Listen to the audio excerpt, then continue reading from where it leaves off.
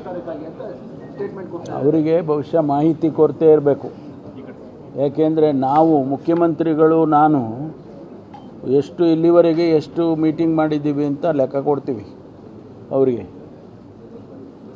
ಬೆಂಗಳೂರಿನಲ್ಲಿ ಮಾಡೋದು ಅಷ್ಟೇ ಅಲ್ಲ, ನಾವು ಜಿಲ್ಲೆಗಳಿಗೆ ಮತ್ತು ಡಿವಿಷನ್ಸಿಗೆ ಮುಖ್ಯಮಂತ್ರಿಗಳು ನಾನು ನೇರವಾಗಿ ನಾವೇ ಹೋಗಿದ್ದೇವೆ. ಮುಖ್ಯಮಂತ್ರಿಗಳು ಯಾವತ್ತೂ ಕೂಡ ಕಂದಾಯ ಸಚಿವರು ಹೋಗಿ ಮಾಡ್ಕೊಂಡು ಬರ್ತಾರೆ, ಆದರೆ ಮುಖ್ಯಮಂತ್ರಿಗಳೇ ಬಂದಿದ್ದಾರೆ. ನಾನು ಗುಲ್ಬರ್ಗಾದಲ್ಲಿ ಡಿವಿಷನ್ ಮೀಟಿಂಗ್ ಮಾಡಿದ್ದೀವಿ, ಬೆಳಗಾಂನಲ್ಲಿ ಡಿವಿಷನ್ ಮೀಟಿಂಗ್ ಮಾಡಿದ್ದೀವಿ, ಆಮೇಲೆ ನಾನು ಚಿತ್ರದುರ್ಗ, ತುಮಕೂರು, ಈಗ ಇಲ್ಲಿ ಬಂದಿದ್ದೇನೆ. ಎಲ್ಲ ಜಿಲ್ಲೆಗಳಿಗೂ ನಾನು ಕೂಡ ಹೋಗ್ತಾ ಇದ್ದೇನೆ. ಅದೆಲ್ಲ ಅವ್ರಿಗೆ ಮಾಹಿತಿ ಕೊರತೆ ಇದೆ, ಸ್ವಲ್ಪ ತಿಳ್ಕೊಂಡ್ರೆ ಒಳ್ಳೆಯದು. ಜಿಲ್ಲೆಯಲ್ಲಿ ದಲಿತರ ಭೂಮಿಯನ್ನು ಅರಣ್ಯಾಧಿಕಾರಿಗಳು ಒಕ್ಕಲಿಪಿಸ್ತಾ ಇದ್ದಾರೆ ಅಂತೇಳಿ ಸುಮಾರು ಕೊಡಲ್ಲ ಅಂತ ರೈತರು ಗಲಾಟೆ ಮಾಡ್ತಾರೆ. ಮತ್ತೊಂದು ಕಡೆ ಪ್ರಕ್ರಿಯೆಗಳು ನಡೆದಿದೆ KDB.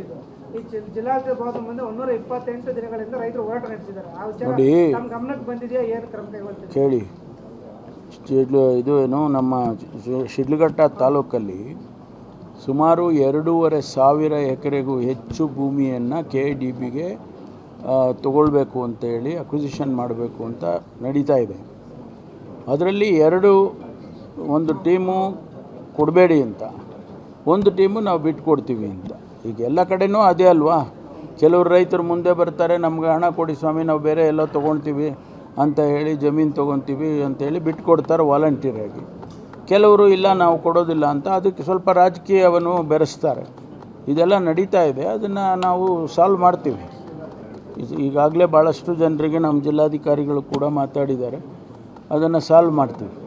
ಮತ್ತೊಂದು ಸರ್, ಗಣಿ ಮತ್ತು ಭೂ ಹಿನ್ನೆಲೆಗೆ ಜೊತೆಗೆ RTO ಅಧಿಕಾರಿಗಳ ನಿರ್ಲಕ್ಷ್ಯದಿಂದ ಈ ಟಿಪ್ಪರ್ಗಳ ಅವಳಿ ಜಾಸ್ತಿ ಆಗ್ತಾ ಇದೆ, ಸಾಯ್ತಾ ಇದ್ದಾರೆ. ಸಾಕಷ್ಟು ಲೈಸೆನ್ಸ್ಗಳು ಇಲ್ಲದರೂ ಗಣಿ ಇಲಾಖೆ ಅವ್ರು ಪರ್ಮಿಷನ್ ಕೊಟ್ಟಿದೆ ಸರ್. ಕೇಳಿ, ಜಿಲ್ಲಾ ಉಸ್ತುವಾರಿ ಅಂತ, ಬರ ನಿರ್ವಹಣೆ ಅಂತಲ್ಲ, ಎಲ್ಲ ಜವಾಬ್ದಾರಿ ಅವರಿಗೆ. ಆರೋಗ್ಯ ಸ್ವಲ್ಪ ಸರಿ ಇರಲಿಲ್ಲ, ಅದಕ್ಕೋಸ್ಕರ ಅವ್ರು ಬಂದಿಲ್ಲ. ನಾನು ಬೆಳಿಗ್ಗೆನೂ ಹೇಳಿದರು ನನಗೆ ಆರೋಗ್ಯ ಸರಿ ಇರಲಿಲ್ಲ, ಅದಕ್ಕೋಸ್ಕರ ನಾನು ಬರೋಕ್ಕಾಗೋದಿಲ್ಲ ಅಂತ ಹೇಳಿ ಕ್ಷಮೆಯನ್ನು ಹೇಳಿದ್ದಾರೆ. ಬರ್ತಾರೆ ಅವರು ಜವಾಬ್ದಾರಿ ಇದೆ, ಖಂಡಿತವಾಗಿ ಬರ್ತಾರೆ. ಸರ್, ಈಗ ಜಿಲ್ಲೆಯಲ್ಲಿ ಯಾಕಂದರೆ ಬರ ಪರಿಸ್ಥಿತಿ ಇರೋದ್ರಿಂದ ರೈತ